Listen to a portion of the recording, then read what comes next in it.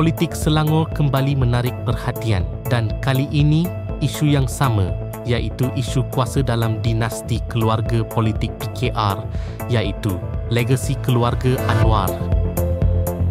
Menteri Besar Selangor Amiruddin Syari baru-baru ini mencadangkan nama Nurul Izzah Anwar anak Perdana Menteri sebagai penggantinya, walaupun katanya itu sekadar cadangan peribadi. Rakyat faham bila nama keluarga politik Anwar disebut. Ia bukan isu kecil kerana cadangan ini dibuat secara terbuka kepada media.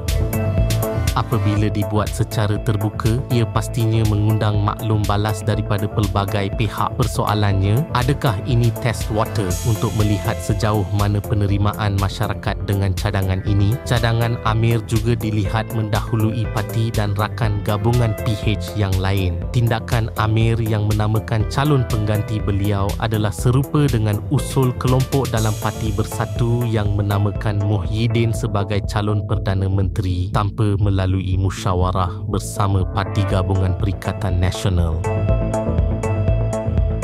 Politik dinasti seakan berterusan dalam negara ini. Jangan lupa, Wan Azizah Wan Ismail sebelum ini pernah dicadangkan sebagai Menteri Besar Selangor ketika krisis dalaman PKR memuncak hingga ada wakil rakyat meletak jawatan tanpa sebab hingga pilihan raya kecil terpaksa diadakan bagi memberi laluan kepada Wan Azizah.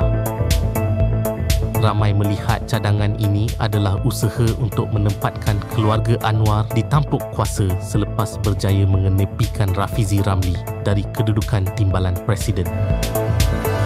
Biarpun ada penafian dari Perdana Menteri, tapi persepsinya tetap kuat. Keluarga itu seakan-akan mempunyai laluan khas dalam politik.